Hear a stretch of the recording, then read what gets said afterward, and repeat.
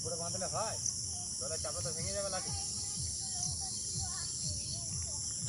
রাত্রে এসে পজিশন করে দিয়েছি, জল হু হু করে বাড়ছিল বুঝলে তো। হ্যাঁ রাত্রে এসেছি, এসে পজিশন করে ওই নিচে গাড়া ছিল, নৌকো বাঁধা ছিল কোথায় জানো, ওই ওই ওই লগাটা ওই বাঁশটা আছে, হ্যাঁ, ওই বাঁশটার গোড়ায় বাঁধা ছিল, ওইখানে ডাঙ্গা ছিল।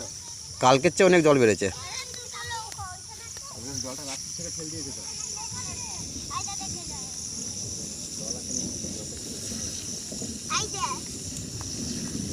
তুমি এই নৌকাতে চাপবে নাকি না মাঝি ধর?